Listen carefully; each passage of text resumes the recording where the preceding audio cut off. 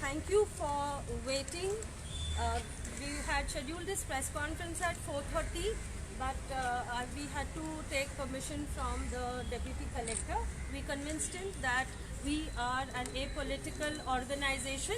We are not affiliated to any political parties. We are NGOs, and we would like to put gender issues before the public for the ensuing assembly election. Now, we have flagged certain issues that all political parties must take up, and the voters must also demand from those standing for election. Now, we have broadly classified, just to make it easier, into four themes. One is, what is the policy intervention we want? Second, what are the legislations that we want? Third, how should the implementing mechanisms function? And fourth, what should be the budget allocation for various needs of women? Now, so we have taken up two issues this time. One is on domestic violence, and the second is sexual violence.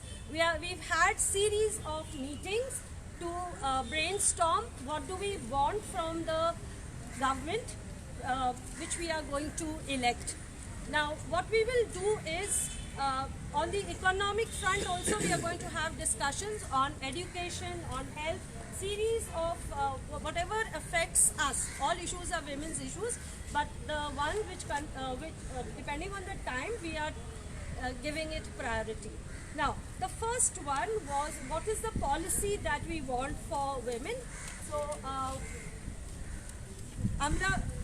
Grace will speak about the policy we want from the government. Our policy intervention is that the state should have a zero tolerance to domestic violence, sexual violence and harassment, and should act expeditiously to stop all forms of domestic violence, take preventive, supportive and punitive measures to ensure safety for every woman, should review with a gender perspective all economic policies, written and unwritten, including tourism policies, excise policy and casino policy that aggravate domestic sexual violence against women in Goa. Thank you. On legislation, Albertina will elaborate. So what we want to say is that there are legislations. There is, like for example, on domestic violence, there is the Protection of Women from Domestic Violence Act. Then as regards sexual harassment at the workplace, there is the Sexual Harassment of Women at the Workplace Prevention, Prohibition and Redressal Act 2013. But these laws, for one, they are not implemented, which they will be discussed by one of the others. But besides that, some of the provisions in these laws are not adequate, and we need also some specific legislation so that there is a tight commitment of the government to addressing violence against women. One of the things is that women face tremendous obstacles in accessing their personal belongings and property and other assets, and therefore there need to be specific provisions on this. And what we are saying is that while formulating any law, grassroots experiences need to be taken into consideration. So there has to be a commitment to take grassroots experiences into consideration and to have a consultative process followed in framing the laws involving all stakeholders, and especially people involved in gender justice work in the deliberations. Now, the other thing is that there are many schemes floated, and then you have the schemes coming, going at whims and fancies. But if it is part of a legislation, it will not. This will not. They can't just do it where they have it one day, they withdraw the scheme another day, do not say there is no money, because when you have, so therefore the thing is that what we are asking is that the provisions for women should not take the shape of charity under schemes, but it should be legislated for as a right of women. It's not doles for women or something. We want this as rights for women, and they should be legislated upon. So for instance, the one-stop crisis centers at taluka levels with adequate staff and infrastructure should be a statutory mechanism and not a scheme that draws on the largesse of private organizations. Similarly, the counselors posted at hospitals to serve women facing violence have been withdrawn. And we are saying they have to be posted there, they have to be on regular posts of the government. Then the other thing is there have to be statutory provisions for gender offices. I repeat, there has to be provisions for gender offices and for monitoring of redressal of crimes against women and specific accountability if somebody is not complying with their obligations under the various laws. So there has to be, this is critical, there has to be accountability because we do have some laws but there is no accountability when the officials do not comply. So, and the other thing is, if there are mechanisms under the laws provided for in the law but they are not sometimes constituted. So there has to be an accountability in terms of punitive measures for those who do not comply with the law, even in terms of constituting the mechanisms that are supposed to be constituted or carrying out the provisions of the law. So this is one thing, and then we are saying there has also to be provision to monitor and take action against those providing services under the Legal Services Authority Act, that is the pre-legal aid lawyers, who there have been cases that have been reported are demanding money. So basically we are saying these gender offices at the taluka level also need to be legislated upon, not something at the whims and fancies that can be pulled in as and when they want. Okay, so this is what we would like to stress on, that it should be legislation, not schemes. Then we discussed on implementing mechanisms. Now we want better access to justice, and all these mechanisms should be made functional. What we are seeing is that today when people go to register FIRs, they don't get registered. If the FIR is registered, then there is no follow-up, and women face lot of difficulties. When they are sent for medical examination, they are kept for long hours at the hospitals. Late in the night, the complaints take place, written statements take place. Then there is no transport for women to go back, especially if it is late in the night. So the implementing mechanisms have to be in place. Now there are several, but I just want to flag the important ones. Is one, there has to be an independent protection officer. Under the Domestic Violence Act, the protection officer is the BDO who has no time. So we want an independent protection officer. Every taluka must have a gender outreach office. This protection officer should be housed there. That person must have staff, infrastructure. There should also be a help desk over there to assist any women, whether it is regarding sexual violence, whether it is accessing schemes, whether it is employment, whatever information, whatever help women need, it should be there. So the one-stop crisis center and the victim assistance unit should be at the taluka level offices. Okay. Now the second important thing is that, and we said it needs to be legislated, not just a scheme and then you start and you stop. The second thing is we want shelter home for women, and shelter home for women, when women are thrown out of their houses, they have nowhere to go.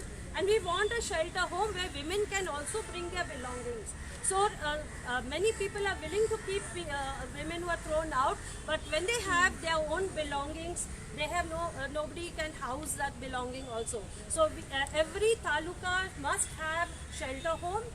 And the four major towns, that is Margaon, Panjim, Ponda, Bapsa, at least must have open shelters for women. We see a lot of women on the street sleeping in the open ground, and they are vulnerable to abuse. So open shelters have to be set up. Then at railway station and bus stand also there should be waiting rooms and free space for women. Especially like if they have traveled and they have to go the next morning, there is no place where they can stay. It is unsafe, so for safety. Then we have spoken about that if women are stranded in the night, okay, for lack of transport. Then there should be free drop services for women.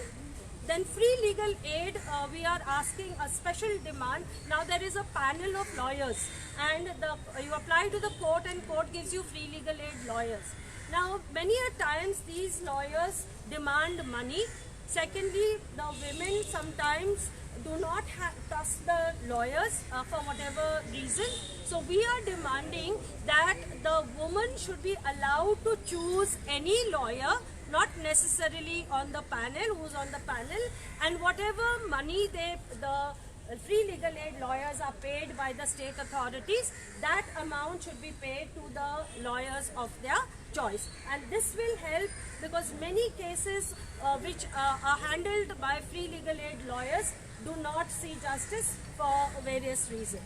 Then we have monitoring should be carried out, and we also, of all the mechanisms like under Sexual Harassment Act, under Domestic Violence Act, as well as state commissions, this has to be carried out. The other difficulty that we face is lack of full-fledged forensic department. Now what happens when crimes take place, everything is sent outside the state for investigation, and this gets delayed. So we want a full-fledged laboratory to expedite investigation. Adequate facilities at state-run homes like Apna Ghar and Protective Home. Then we have seen that statutorily the State Commission for Women has to place its report in the Assembly, and we have not seen these reports being placed in the Assembly. The government of the day should ensure that there are no obstacles for the Commission to place its report before the Assembly, and it should be deliberated.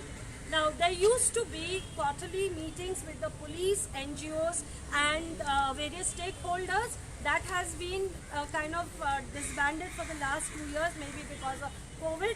We want that the next, I'm giving excuses, I don't know if there are other reasons, but these meetings should be held quarterly, so that whatever difficulties women are facing and grassroots organizations are facing in assisting women, those issues are sorted out. The other thing is data collection. Data collection needs to be carried out, studies have to be carried out, research has to be carried out, and wherever there are gaps, okay, and if we find out the reason why violence is taking place, are the mechanisms working? So these studies and data collection has to take place, and it is the government responsibility. Last time we had a press conference to tell you that 0 domestic violence cases were shown in the statistics, which is not correct. So proper data collection has to be done. Then we are asking for trained counselors should be at police stations, hospitals and primary health care centers to provide social and legal counseling. What happens is women who are victims of violence, they most often go to the health centers for treatment. Okay, so there we must have trained counselors. There should be training and sensitization programs also to address transgender issues. Now in this we demand rights for women, we demand rights for children, but there is this whole group of transgender who are victims of violence, and they have their specific needs. First of all, the officers need to be sensitized on what should be the attitude towards them, and also take steps. Now there is a Supreme Court Nalsa judgment on transgender that has to be implemented, and most important, for any mechanism to be effective, the elected representative, the government must be held accountable, and there should be no political interference in implementation of the law. And any interference, in fact this has to be legislated, any interference by any political, whether it's political intervention or by any other force, it should be strictly dealt with. Okay. Now to carry out all these functions, we must have budget allocation. So I request Lisa to read out what are our demands as far as budget. So budget is needed for all that has been said. So the Gender Network demands adequate budget allocation to set up taluka level gender outreach officers with independent protection officer under the Protection of Women from Domestic Violence Act, taluka level nodal officer under the Sexual Harassment of Women at the Workplace Act 2013. One-stop crisis center and adequate staff, infrastructure and budget for day-to-day functioning and liaisoning with the appropriate authorities, including the police. Second, to strengthen all the statutory bodies to carry out their functions. Third, for legal aid, medical assistance, counseling, and any other specific contingent services that may be required. Fourth, for monetary relief as social security for women, children, and transgender in distress. Fifth, we also need a compensation schemes for women victims, for survivors of sexual assault and other crimes.